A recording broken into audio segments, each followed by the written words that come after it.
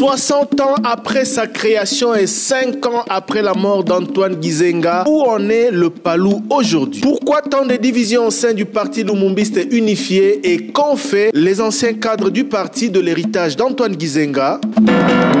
Face à face spécial à l'occasion du 60e du Palou ce jeudi 22 août après le journal de 19h avec Godefroid Mayobo, secrétaire général du Palou originel. Rediffusion le vendredi 23 août après le journal de minuit, après le journal de 7h. Où en est le Palou, parti lumumbiste unifié aujourd'hui, 60 ans après sa création et 5 ans après la mort de son emblématique et historique secrétaire général? Le parti aujourd'hui divisé n'est plus la force politique qu'il représentait en 2006 lorsqu'il avait raflé 34 sièges à l'Assemblée nationale et vu son leader Antoine Gizenga Fungi nommé Premier ministre du fait du score qu'il avait réalisé au premier tour des élections présidentielles. Comment ce parti politique va-t-il célébrer son soixantenaire qui intervient ce 22 août 2024? Va-t-il retrouver un jour son unité et la force politique qu'il incarnait? Monsieur Godefroid Mayobo Mpwenengantien, bonjour. Bonjour. Vous êtes depuis 2021 secrétaire général du Palou, j'ai envie de dire, pour être plus correct, de l'une des ailes du Palou, appelée aujourd'hui, conformément au journal officiel, et vous allez y répondre, Palou originel. 34 députés nationaux élus en 2006, 17 en 2011, 15 en 2018 à la faveur de quelques alliances, et aujourd'hui difficile de comptabiliser, mais de votre côté ces deux élus parce que depuis le parti a été divisé. Peut-on, au vu de cette situation que je viens de décrire, dire que le Palou est encore le parti lumumbiste unifié qu'il fut lors de sa création et même jusqu'il y a très peu? Et peut-on dire que le parti se porte bien? Merci. Je vais tout de suite vous dire que le parti lumumbiste unifié se porte bien. Il est là, vivant, et il n'est pas divisé. Il n'est pas divisé ni en droit, ni en histoire, ni en politique. Il n'est pas divisé. Ni en structuration, ni en organisation, ni du point de vue de son idéologie, il n'est pas divisé. Le fait que certains membres, utilisant leurs droits, leur liberté d'entrer, d'adhérer ou de sortir, soient partis du parti, ne peut pas être considéré comme une scission du parti. Parce que le parti lumumbiste unifié, personne morale, des droits congolais, avec une personnalité juridique, et un unique et indivisible. Et toute division, tout changement valable ne peut venir que de lui, par une structure, un organe suprême qu'on appelle le Congrès. Or, il n'y a jamais eu aucun congrès ayant décrété la scission du Palou. Donc, ce que vous dites au journal officiel, il y a d'autres Palou. Palou originel, avec comme responsable Godefroid Mayobo. Ce n'est pas légal, ce n'est pas correct, ce n'est pas juridique, parce que le parti lumumbiste unifié a sa personnalité juridique au terme de la loi sur les partis politiques par l'arrêté d'enregistrement 252/91 du 23 mars 1991. Et cet arrêté-là, qui consacre l'unicité et la personnalité du parti lumumbiste unifié dans son appellation, parti lumumbiste unifié, dans son sigle, le Palou, n'a pas changé, n'a pas eu un dédoublement. Et personne d'autre en dehors des membres du Palou ne peuvent générer une scission du Palou. Donc le Palou est là, toujours vivant, fort, ayant connu des hauts et des bas, mais évoluant. Deuxièmement, on ne peut pas parler de l'existence ou de la taille ou de la force ou de la vivacité du parti en fonction du nombre de députés. Parce qu'un parti peut ne pas participer aux élections, mais être tout à fait présent dans le peuple et ne pas avoir de députés. La force politique d'un parti se reflète par la façon dont il fait élire les siens, par son poids politique. Lorsque vous allez négocier pour entrer au gouvernement, pour occuper certains postes au niveau des institutions, vous les faites en fonction de votre poids politique. Tout à fait. En fonction donc du nombre d'élus. Si les circonstances sont correctes, sont réelles, à ce moment, on peut effectivement se baser sur ces résultats, entre autres, pour juger de la taille ou de la vivacité du parti. Mais lorsque les conditions ne sont pas si correctes que ça, c'est servir de ce processus pour juger de la taille du parti. Ce n'est pas tout à fait correct. On va revenir sur les conditions que vous évoquez pour justifier les derniers résultats du parti, mais parlons de la situation. Vous dites que ce qui est écrit au journal officiel n'est pas conforme à l'arrêté qui a sanctionné la création du parti. C'est ça. Mais moi, je parle d'un document officiel qui a été rendu public à la veille des élections de 2023. C'est ça. Et qui vous qualifie de palou originel, contrairement à d'autres franges, d'autres ailes du palou, même si vous avez les mêmes emblèmes. Mais je Thierry, ce document, même s'il est officiel, aussi officiel soit-il, il est contraire à la loi. Et c'est sur cette base que vous êtes allé aux élections. D'accord, oui. C'est sur cette base que le palou, palou originel a fait livre. Non, ce n'est pas palou originel. Nous sommes allés aux élections comme palou, parti Lumumbiste unifié, ayant fait alliance avec d'autres forces dans un regroupement qu'on a appelé comment encore AB? Non. ANB. ANB. Il y avait AB et ANB. Voilà. Donc, nous sommes allés aux élections dans ce regroupement, mais parti Lumumbiste unifié, parce que même nous n'avons pas le pouvoir de n'importe quelle façon d'échanger les statuts juridiques.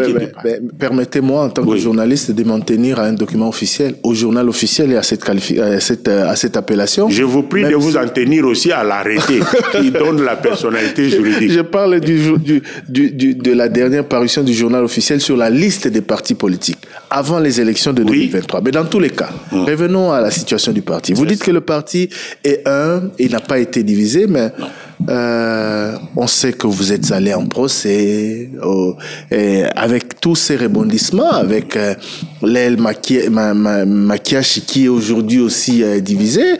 On sait qu'en dehors de vous et du palou qui est dirigé par Willy Makiashi et d'un autre aujourd'hui avec Didier Mazenga, il y a un autre palou avec l'un des enfants de feu Antoine Gizenga. Dans ce contexte, on ne peut pas dire qu'il n'y a qu'un seul palou. Si, le palou dont nous parlons, parti Lumumbiste unifié, personne morale, avec une personnalité juridique, il est un.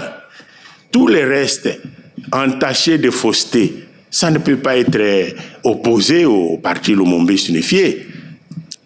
De deux, si vous voyez les documents officiels dont vous parlez là, qui est plein de bizarreries, si on peut dire. Le journal officiel. Oui, même si c'est un journal officiel, mais c'est plein de bizarreries, plein de faussetés. Comment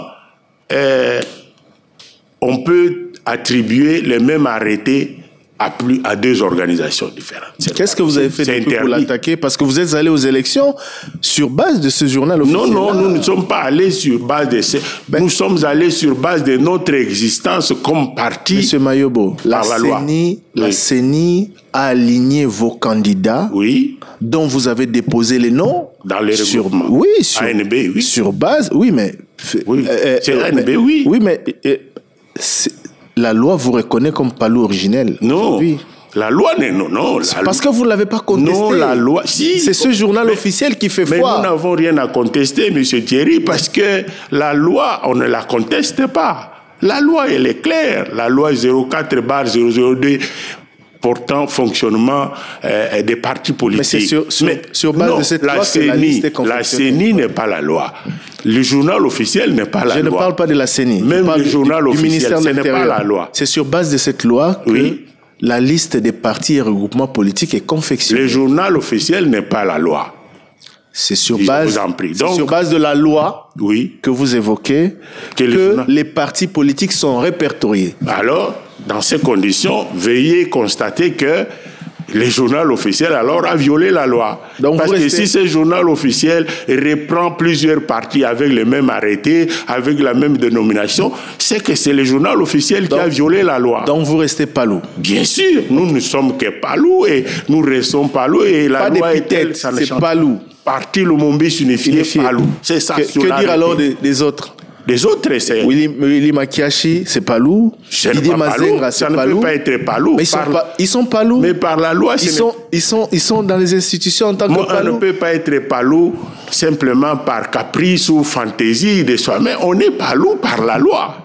Monsieur Mayobo, vous êtes allé en justice contre eux pour attaquer justement le fait qu'ils se déclarent ou qu'ils se revendiquent Palou alors que c'est vous qui occupez le siège, etc. Mais en 2021, nous avons gagné. La Cour de cassation vous a débouté pour défaut de qualité en 2021 et le ministre de l'Intérieur, rappelez-vous, après le congrès le deuxième congrès de Palou que vous dirigez de 2021, le ministre de l'Intérieur a rejeté les conclusions de ce congrès qui avait fait de vous secrétaire général. Non, le ministre de l'Intérieur n'a jamais... En 2021, c'était fait. Le ministre de l'Intérieur devait prendre acte, mais il a refusé de prendre acte jusqu'à ce jour, alors que l'arrêt du Conseil d'État, qui est compétent, seul compétent dans ces matières, l'arrêt est clair et lui enjoint d'ailleurs de prendre acte.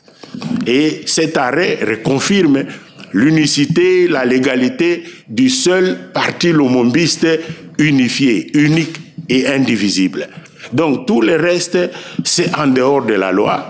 Et ça ne peut pas être pris en compte de manière sérieuse. Dans les faits, vous êtes allé aux élections, Palou, pas Palou, mais l'autre camp a présenté des candidats comme vous, sous les étiquettes Palou, et a récolté 8 élus. Vous en avez récolté que 2. Ça n'a rien à voir ni avec la personnalité juridique, ni avec la légalité. Et si les structures étatiques fonctionnent avec beaucoup de reproches, ce n'est pas nous qui sommes comptables de ça. Tout le monde constate. Les structures étatiques peuvent aussi commettre des infractions. Et c'est le cas ici. Donc voilà. Toutes les structures apparemment sont fautives du fait qu'elles ne vous reconnaissent pas ou qu'elles reconnaissent aussi les autres. Bien sûr, parce que si nous, ce que nous revendiquons, c'est en vertu de la loi. Ne pas se soumettre à la loi, c'est une infraction. Même si vous êtes une structure étatique, si vous ne vous conformez pas à la loi, c'est irrégulier. Revenons à la santé du parti. Oui. J'ai évoqué tout à l'heure, c'est une indication, le nombre d'élus qui a sensiblement chuté depuis les élections de 2006. En plus de cela, vous, héritier d'Antoine Gizenga Fudji, dans les faits, vous êtes divisés. Les uns sont allés à gauche, d'autres à droite. Comment vous gérez cet héritage d'Antoine Gizenga? Est-ce que vous êtes fier aujourd'hui, à la veille du 60e anniversaire de l'un des plus vieux partis politiques de la République, de vous dire héritier du combat d'Antoine Gizenga avec cette division? C'est le plus vieux parti actuellement en fonction. Nous sommes fiers parce que nous restons conformes sur la ligne, sur la trace mise en place par ses pères fondateurs. Et nous ne pouvons pas nous sentir coupables des déviations des uns et des autres, des turpitudes des uns et des autres. Ça n'entame ni la crédibilité ni la réputation du Palou. Qu'est-ce qui vous a réellement divisé à ce point? Rien ne nous a divisé. Vous, fils de Gizenga, qu'est-ce qui vous a autant fragilisé? Qu'est-ce qui a fait de vous des ennemis politiques aujourd'hui? Rien ne nous a divisé. Alors que vous êtes de la même idéologie politique. Non, rien ne nous a divisé. Les dissidents sont partis parce qu'ils ont refusé de respecter les textes du parti, de respecter l'idéologie du parti, de respecter la nature du parti. Libre à eux, mais ils sont partis. C'est pas pour cette raison que on doit incriminer les partis, parce que il y a certains de ses membres qui ont fait la dissidence et qui se sont éloignés. Nous sommes fiers parce que, à côté de tous ces tumultes, de toutes ces perturbations, nous restons droits dans nos bottes, nous restons fidèles à l'idéologie, à la cause, aux objectifs, à la façon de se comporter que nous ont légué les pères fondateurs. Alors nous n'avons vraiment pas à nous reprocher quelque chose parce que certains commettent des fautes à gauche, à droite. Toutes les tentatives de vous remettre ensemble, même du temps où vous apparteniez au Front commun pour le Congo, maintenant, n'ont pas réussi. Donc on ne peut pas rêver demain d'un parti lumumbiste réellement unifié. Nous n'étions pas membres du Front congolais, Front commun pour le Congo, mais enfin un peu, ça nous prendrait un peu de temps pour expliquer qu'en réalité, nous n'étions pas, le PALU comme tel n'était pas membre, n'avait jamais signé. Vous étiez signé, mais ce n'est pas le PALU de manière formelle. Du temps où vous étiez partenaire de l'ancien président Joseph Kabila, il y a eu des tentatives de réconciliation qui n'ont pas abouti. Aujourd'hui encore moins. Est-ce qu'on peut demain envisager un parti lumumbiste réellement unifié? Mais les tentatives, ce n'était pas parce que les partis étaient divisés, parce qu'il y avait des camarades qui semblaient quitter la route, qui voulaient abandonner les autres. Alors, on a tout fait pour les ramener sur les droits chemins. Mais le problème, lui-même, il les reste et il ne change pas. Le problème, ce n'est pas que l'autre, ou ce n'est pas que les autres. Vous semblez toujours dire les camarades qui ont dévié, les camarades qui ont voulu partir. Vous aussi, ces mêmes camarades, vous considérez comme le problème. Non, comment? Mais si. Mais ils sont partis pourquoi? Pourquoi ils n'ont pas... Vous n'êtes plus ensemble aujourd'hui. C'est facile de dire que eux, c'est le problème. Moi, je parle à celui qui, depuis 2021, a été désigné par des militants du parti, des membres du Congrès, secrétaire général, parce que vous dites qu'il n'y a qu'un seul Palou. Pourquoi ils sont partis? Mais ils sont partis parce qu'ils ont voulu que les partis marchent non pas selon des textes et des principes laissés par les pères fondateurs, mais par rapport à leurs desiderata. Par exemple, le secrétaire général chef du parti ne pouvait venir que du Congrès. Mais lorsque quelqu'un se permet, lui, de se nommer ou de se faire désigner secrétaire général chef du parti, il viole et il quitte. Ils ont organisé leur congrès à eux. Oui, mais ça ne veut pas dire que... Voilà, les camions, il est là, et nous sommes là-dedans. Les camions, c'est les palous. Et voilà, il y a un passager qui ne veut pas de la direction que le véhicule prend, et il sort. Mais il ne faut pas dire que le véhicule est disloqué. Il n'est pas disloqué. Revenons au soixantenaire du parti Lumumbiste unifié. Qu'est-ce que le Congolais doit retenir aujourd'hui du combat d'Antoine Gizenga Fungi? Voilà. En 1960, lorsque nous accédons à l'indépendance, avant, nous n'étions pas une nation. Et la promesse de départ, le défi originel, c'est nous allons bâtir une nation unie, forte, prospère au cœur de l'Afrique, offrant à ses filles et ses fils la dignité, la liberté, la solidarité, le travail et la justice sociale. Ça, c'est la promesse originelle. Les détentes, disons, ceux qui ont formulé cette promesse originelle, ce sont ceux que nous avons appelés les pères fondateurs, dont les deux éminents, Gizenga, Lumumba. Et cette promesse originelle, qui est un projet éminemment politique, est déposée. Il y a une organisation politique qui en est le dépositaire, qui ne peut pas oublier pourquoi nous sommes devenus indépendants. Qu'est-ce que nous devions faire? Et c'est le parti de ces pères fondateurs, c'est le parti lumumbiste unifié. Donc nous sommes dépositaires de cette promesse originelle et nous travaillons nous luttons. Gizenga, Lumumba, après ça, leur lutte, c'est par rapport à tout ce qui vient en obstacle pour réaliser ces promesses. La dictature. Donc, la négligence de la souveraineté du peuple. L'imposition d'une position de domination. L'injustice sociale. La division du pays par des sécessions. Voilà. Tous ces éléments obstacles pour la réalisation de la promesse originelle ont été combattus. Ils ont commencé à les combattre. Et il y a eu des victoires. Et il y a des points qu'il faut continuer à gérer. Alors, ils sont partis, tout naturellement, et ils ont légué ça à nous.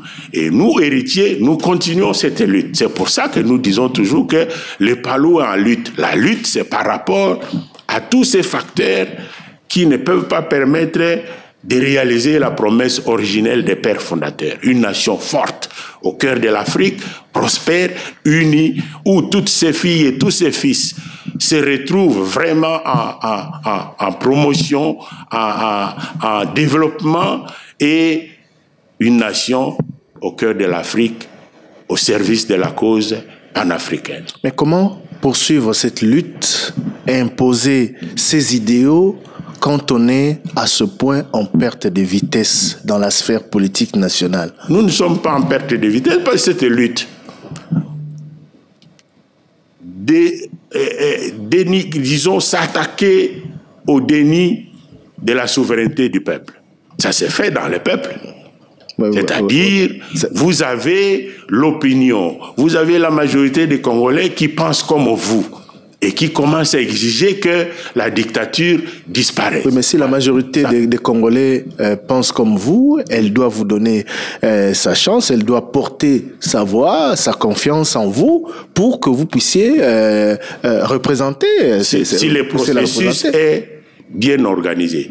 Si le processus n'est pas biaisé. Donc, 2006, 34 élus, 2011, 17 élus, puis 14 ou 15 élus. Aujourd'hui, vous en êtes à 2 élus. C'est toujours le processus? 2006, élection plus ou moins bien organisée. 2011, ça commence à s'abîmer. 2018, des mal en pis. Et 2023, vous avez vu, avec des machines à voter chez les gens, des bulletins, des choses. Ça, c'est le processus. Vous devez accepter avec moi qu'il n'a fait que se détériorer. Il n'est plus suffisamment porteur de signification pour juger véritablement de l'adhésion populaire ou de l'acceptation populaire. Donc, en termes de nombre d'élus, le Palou ne vaut plus ou n'est plus ce qu'il était en 2006 du fait des différents processus électoraux qui n'étaient pas à la hauteur. Exact. Mais même au niveau de l'opinion, au niveau populaire, on vous voyait... il y a encore quelques années, du vivant d'Antoine Gizenga, vous déployez ici à Kinshasa, dans le Grand Bandundu, un peu partout. Les Palous représentaient une force populaire importante. Tout à fait. Aujourd'hui, les Palous vos militants sont nostalgiques de cette période où le Palou pouvait se permettre de remplir un stade, de remplir la Fikine, etc., d'organiser des meetings régulièrement ou des points des discussions à travers la ville. Aujourd'hui, ce n'est plus la même réalité, tout M. à fait, M. Thierry, donc, ce n'est pas tout à fait la même chose. À ce moment-là, par exemple, à un moment donné, le besoin est de manifester. À un moment donné, le besoin est de discourir. Parce que les circonstances exigent ce genre d'action. Mais à un moment donné, les circonstances peuvent exiger autre chose qui n'est pas... Aujourd'hui, elles exigent quoi? Exigent une réorganisation, une mobilisation profonde. Oui, mais je parle de mobilisation, justement. Oui. Le Palou organisait des matinées politiques, le Palou organisait des activités à des endroits publics, et il y avait du monde à chaque fois. Tout à fait. Aujourd'hui, ce n'est plus le cas. Non, parce que personne ne vous a dit que le Palou ne peut pas organiser ça aujourd'hui. Il les organise, mais aujourd'hui, le grand travail le grand défi qui se pose au pas, c'est d'abord une réorganisation, avec tous les petits coups qu'on a reçus à gauche, à droite, ça nous a quand même affaiblis, il faut le dire. Alors, aujourd'hui, la priorité est d'abord dans la réconsolidation du parti. Comment vous le faites? Comment vous réconsolidez le parti à la base? Aujourd'hui, le PALU doit retrouver, disons, réanimer ces militants qui existent et faire adhérer, avoir d'autres militants, de nouveaux, surtout que vous voyez bien que 60% des Congolais maintenant, c'est des jeunes. Donc, ceux-là doivent adhérer, mais alors adhérer et devenir des vrais militants, des militants fidèles, pas des militants superficiels, pas des militants qui vacillent. Et ça, les circonstances, le contexte dans le pays et l'évolution du pays, les conditions socio-économiques appellent un type d'action spécialisée pour arriver à avoir ce genre de militants. Et c'est sur cela que vous travaillez. Tout à fait. Si je dois comparer avec l'époque où, même de l'exil, Antoine Gizenga a mobilisé, est-ce que ce n'est pas un problème de leadership à la tête du parti? Parce que même sans être présent physiquement, Antoine Gizenga avait à l'époque des militants du parti qui se reconnaissaient en lui et en son combat. Oui. On l'a vu, la preuve, avec les résultats du premier tour de la présidentielle, il a fait 13%, etc. Donc voilà. Et alors qu'il avait passé plusieurs années en dehors du pays. Mais aujourd'hui, vous qui êtes là, leader, vous à qui les militants ont confié la responsabilité de la gestion du parti, vous n'arrivez plus à faire la même chose.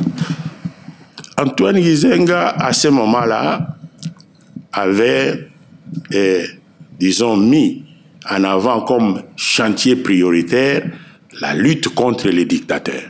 Vous voyez? Et cette lutte contre les dictateurs exigeait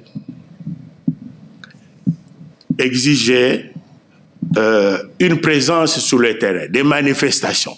Donc, les chantiers de ce moment-là exigeaient ce genre d'action. Aujourd'hui, nous n'avons plus la lutte contre les dictateurs. Nous avons plutôt autre chose. Oui, la lutte contre les déviations, les antivaleurs. Alors, les antivaleurs, oui, voilà. Antoine Gizenga, donc ça ne se fait pas avec les mêmes types d'actions. Hier, il mobilisait pour manifester contre un régime, mais lorsqu'il est revenu au pays, il manifestait en faveur du PALU. Il organisait des manifestations en faveur du PALU. C'est ce que j'essaie de vous faire voir. Au niveau le PALU ne manifestait pas pour le PALU. Organiser des pas pour le PALU. Le PALU ne manifestait pas pour le PALU. Non. J'ai dit, oui. Le PALU organisait des activités pour le parti. C'est ça. Matinée politique, etc. Oui. Pour le parti. Oui. C'est ça, manifester pour le PALU. Donc, ça veut dire le PALU organisait des activités pour s'émouvoir, pour faire voir aux gens la bonne santé du parti. Pas seulement. C'est pour attaquer ce qui était comme obstacle. Mais le parti doit vivre à travers des activités. Oui. Ce que j'essaie de vous faire voir, c'est que non seulement ces activités sont quasi inexistantes aujourd'hui, oui. mais aussi votre poids politique, et c'est la conséquence. Non, le poids politique n'est pas celui-là. Le poids politique, il faut aller le retrouver dans le peuple. Voilà. Ça, nous pensons que vous pouvez mener des enquêtes. Le peuple est toujours avec vous. Toujours. Le peuple est toujours avec le peuple. Vous nous retrouvez partout. Vous nous retrouvez partout. Deuxièmement, les types d'actions qui se développent maintenant peuvent effectivement échapper à l'œil de l'observateur un peu, disons, extérieur, tout à fait normal. Imaginez que nous soyons, par exemple, dans une activité de solidarité pour générer des moyens de survie, de prendre en charge les vétérans, de mieux arriver à coller aux problèmes sociaux. Vous ne verrez pas ça. Vous aurez l'impression qu'il n'y a rien qui se fait, mais alors qu'intensément, on travaille de manière peut-être non visible pour ce qui est considéré comme l'activisme politique, à savoir manifestation, meeting. Mais il n'y a pas que ça comme activité politique. Quand est-ce qu'on peut voir, palper du doigt ces résultats, les résultats de ce travail que vous faites en coulisses? 2025, vous commencerez déjà à voir les résultats. Vous en entendrez parler du moins. Aujourd'hui, le PALU que vous dirigez compte combien de membres? Je sais que c'est un parti très bien organisé et on n'adhère pas au PALU n'importe comment. Vous comptez combien de membres aujourd'hui?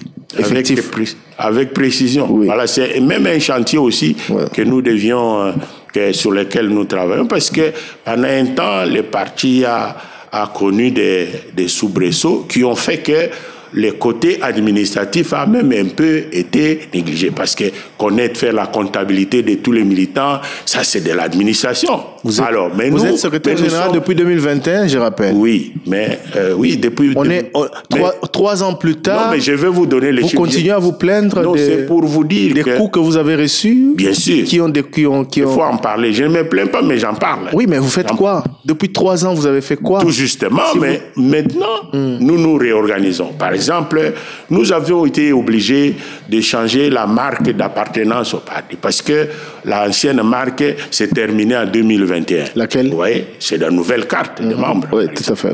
Alors, les nouvelles cartes de membres et que nous avons éditées et qui se sont écoulées. Nous avons édité jusqu'à ce jour 100 000 cartes de membres qui sont parties. Donc, moi, je peux vous dire que sur base de ça, 100 000, mais en réalité, c'est plus que ça. Parce qu'il y a tous ces anciens-là qui ne se sont pas encore manifestés pour changer, mais qui se déclarent du parti. Donc, au minimum, nous avons 100 000 militants. 100 000 cartes qui se sont écoulées, qui ont été toutes prises, achetées. Tout à fait. Chez nous, ce n'est pas gratuit. Chez nous, on achète à $3 la pièce.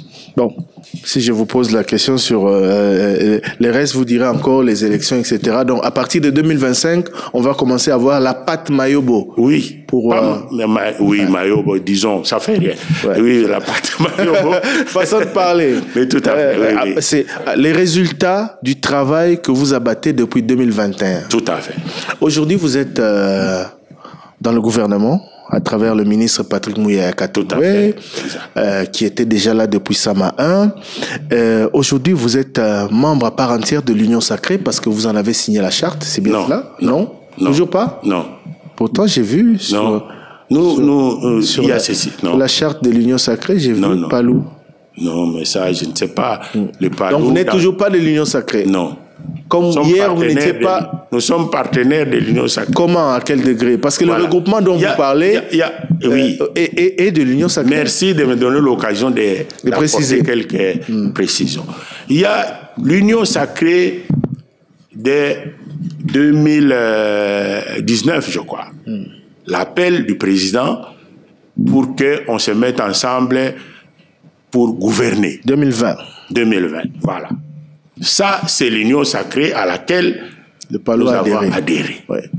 L'Union Sacrée, plateforme politique et électorale, ça, c'est ce qui vient en 2000. Ouais. Il ne faut pas qu'on confonde les deux. Voilà. Ça, nous sommes... Vous n'avez pas signé? Non, nous n'avons pas signé parce que chez nous, la signature valable, c'est celle du secrétaire général chef du parti. Et je n'ai jamais signé pour le compte. Ah, d'accord. Donc, je comprends. Là, on revient encore au conflit avec les autres. Parce avec la déviation.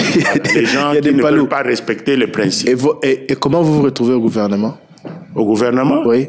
Comment Patrick Mouyaya, membre du PALU, l'un des élus de votre parti, se retrouve-t-il? Parce que nous déclarons que le programme affiché, annoncé par le président, nous ne sommes pas contre ça.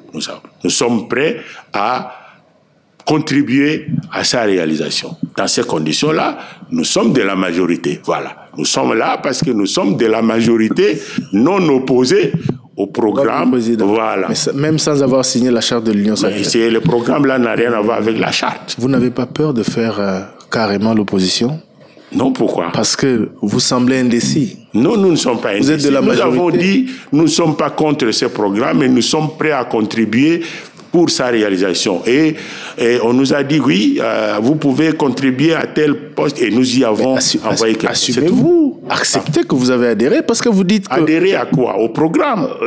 Mais pourquoi il faut confondre les programmes et la charte? Le programme... C'est le programme. Le programme est le fruit d'une élection. Le président de la République a été élu sur base d'un programme. Oui, c'est ça. Aujourd'hui, il a mis en place une plateforme politique qui est bien connue, qui est majoritaire dans les institutions. Avant l'élection. Oui. Cette plateforme-là accompagnée pendant les élections. Oui. Vous faites partie d'un regroupement politique qui est membre à part entière de cette plateforme politique. C'est logique, vous êtes professeur. Oui, je sais, oui, tout à fait. Je parle de logique. Je parle de logique. Oui, allons. Vous êtes à l'Union Sacrée sans y être partenaire, pas partenaire. Mais nous ne sommes pas dans le regroupement pour ça. Nous sommes dans les regroupements. Les regroupements, c'est quelque chose qui a un caractère électoraliste, c'est tout. Le regroupement... Dans la loi, c'est comme ça, les regroupements. Ce n'est pas quelque chose qui a une dimension politique, ni idéologique. Non. C'était quelque chose qui a une dimension électoraliste. Et nous sommes allés parce que, malheureusement, la loi nous y obligeait et les circonstances nous y obligeaient. Nous sommes allés en regroupement. Et après ça, il y a eu le président qui a été élu sur base d'un programme. Et on demande tout naturellement aux gens qui sont pour, qui sont contre et qui peuvent travailler pour ça. C'est sur base de ça qu'on définit les majorités et les minorités. Quel est le point de vue de l'acteur politique que vous êtes sur la marche du pays actuellement, depuis les élections jusqu'à aujourd'hui? Il faut être sincère. Nous sommes un parti de masse. Nous ne pouvons pas dire quelque chose qui n'est pas dans le sens des intérêts ou de la perception de ces masses. Le pays... nous tous, nous le disons, tout le monde le sait, ça ne marche pas bien. Ça ne marche pas bien. Qu'est-ce qu'il faut ou qu'est-ce que vous faites, vous, qui avez appuyé ce programme du président pour que ça marche bien? Sur le plan sécuritaire, sur le plan de la paix, ça ne va pas. Et sur le plan social, rechercher. Aussi, sur le plan social, ça ne va pas. Le PALU, votre parti a son ancrage dans des milieux sociaux très compliqués, très pauvres. Exactement. Exactement. Qu'est-ce qu'il faut faire? Qu'est-ce qu'il faut faire? Mais il faut appliquer une politique qui permet tout justement d'améliorer les conditions sociales. C'est comme ça que notre présence dans ce gouvernement, c'est entre autres pour toujours souffler ce genre de suggestions, de propositions.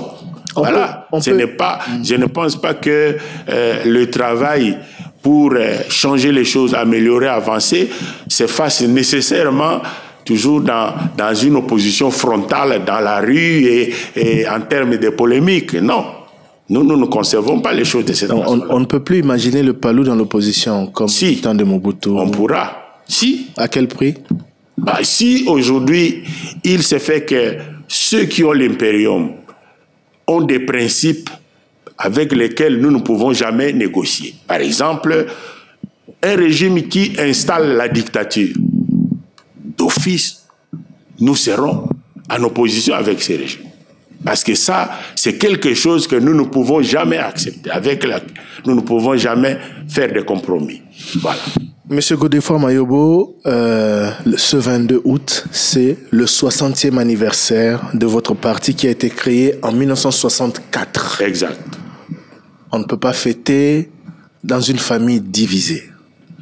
S'il vous est demandé à vous, au-delà de tout ce que vous avez évoqué ici, d'adresser un mot à ceux que vous appelez des brebis égarées, à ces enfants du PALU, à ceux qui ont la même idéologie que vous, pour vous mettre ensemble et fêter dignement, honorer la mémoire de celui qui a été votre emblématique et historique secrétaire général. Qu'est-ce que vous allez dire?